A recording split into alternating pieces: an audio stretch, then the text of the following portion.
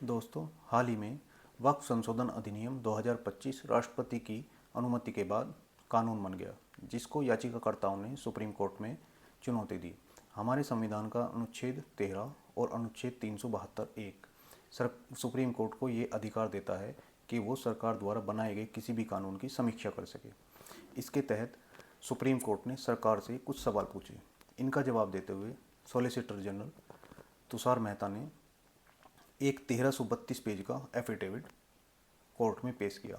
इसमें सभी सवालों के जवाब दिए गए, जिसमें से कुछ महत्वपूर्ण जवाब थे। जैसे सुप्रीम कोर्ट ने माना कि अनुच्छेद 25 और 26 का उल्लंघन ये कानून नहीं करता, क्योंकि इसमें किसी भी मजहब की हस्तक्षेप नहीं किया गया है। ये कानून सिर्फ संपत्ति के रखरखाव के लिए है। ये किसी के मजहब के रीति रिवाज में कोई हस्तक्षेप नहीं करता।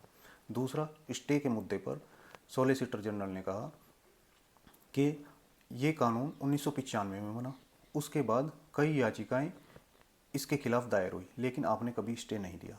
2013 में संशोधन अधिनियम आया, उसके खिलाफ भी कई याचिकाएं आई, लेकिन आपने स्टे नहीं दिया। तो समानता का व्यवहार करते हुए आपको इस केस को पूरा होना चाहिए और फिर निर्णय देना चाहिए, ना कि स्टे।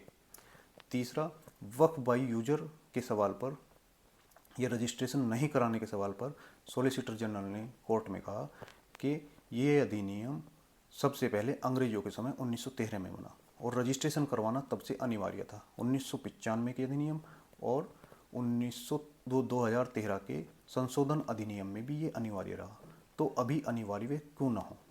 चौथा, बोर्ड में गैर मुस्लिम का प्रवेश ना हो।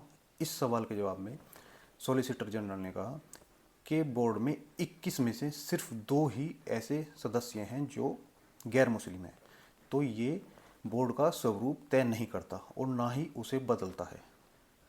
चौथा, वो पांचवा जो सबसे महत्वपूर्ण बिंदु था, वो था सॉलिसिटर जनरल ने कहा कि वक्फ मुगल काल और उससे पहले से होता आ रहा है।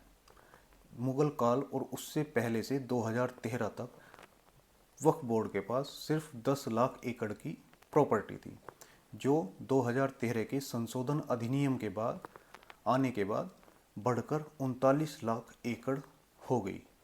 आखिर ये प्रॉपर्टी आई कहाँ से? इतनी प्रॉपर्टी किसने वक्फ की? तो इसके कागज़ दिखाने अनिवार्य होंगे।